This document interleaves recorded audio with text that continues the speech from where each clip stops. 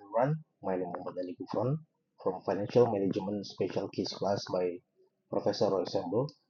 First, I would like to present my mind map and oral exam on explanation on material summary of financial management class. The first one is we have the overview of financial management. This is the summary that focuses on the broader principles of financial management. The core areas of financial management is investment, which is allocating funds to project or assets for return. The second one is financing, which is deciding funding sources like equity or debt.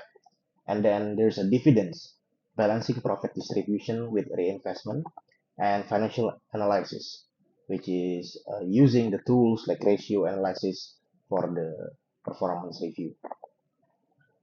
Second one, we have the comparison analysis. It includes internal self-comparison and external peer comparison evaluations using profitability and market metrics. And then we have equity valuation via DCF. This is a method to determine intrinsic value using future cash flow projection, discount rates, and terminal value. There's also a fraud, which is usually occupational fraud. The common types of fraud is asset misappropriation, corruption, and financial statement fraud. The red flags include discrepancies, unusual transaction, and behavioral signal. And there is a way to prevent this fraud, which is emphasizing a strong internal controls, audits, and whistleblower program to mitigate the risk. And in financial management, we have something called dividend. The definition of dividend is a portion of a company's profit distributed to the shareholders. We have three types of dividend. The first one is the most common dividends, which is cash dividends that directly pay to the shareholders. And then we have a stock dividends, which give the shareholders additional shares issued instead of cash. And the rarest dividend is a property dividend, a distribution of an assets other than the cash.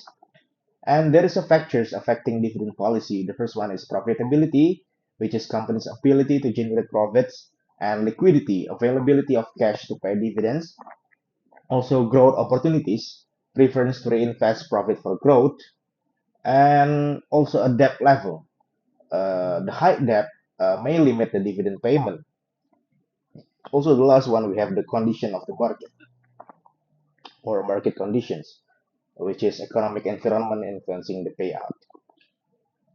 The dividend policy model, there's three of it. The first one is stable dividend policy, fixed amount or percentage paid consistently. Second one is residual dividend policy, dividends paid after funding investment. And the third one is constant payout ratio, the fixed percentage of profit paid as dividend. Other than dividends, in financial management, we have the terms of leasing. Leasing, the definition of leasing is a financial arrangement where a company use an assets owned by another party, or we can say the company is lessee and another party is lessor, for a specific period in exchange for payment.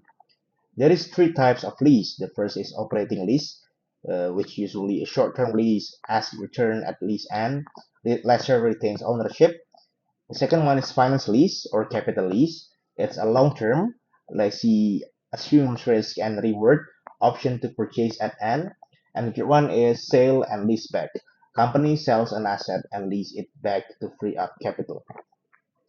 The advantages of leasing is it conserves capital, the flexibility, which is customizable term matching asset usage, and off-balance sheet financing that may improve financial ratios depending on the accounting standards. And also the advantages is the benefits of tax.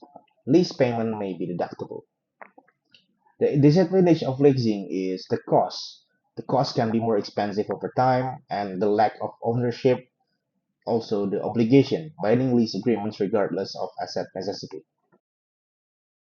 From the article that Professor Roy Samples wrote several times ago, we have the disruption of traditional banking.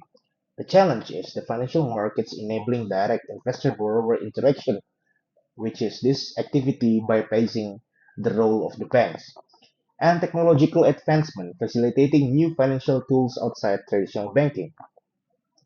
The roles of traditional banking is intermediary between investor and borrower, addressing mismatch in loan amount and time horizons, and providing credit assessment and risk management services. The technological advancement facilitating new financial tools outside the traditional banking is what we call the emergence of fintech. Emergence of fintech is a combination of financial service and technology disrupting traditional banking. The characteristic of fintech is operate with lower investment costs, specialize in service like peer-to-peer lending, microbanking, payment system, and credit evaluation. It also leverage advancement in communication and internet technologies. And with the investment activity, we have the specific financial concept. The summary of specific financial concept. First is the cost of equity, the expected return investor require for taking on investment risk, commonly calculated using models like CAPM or dividend capitalization. And we have the cost of debt. It refers to the effective interest rate companies pay on borrowed fund, indicates financial risk, and influence the company capital structure.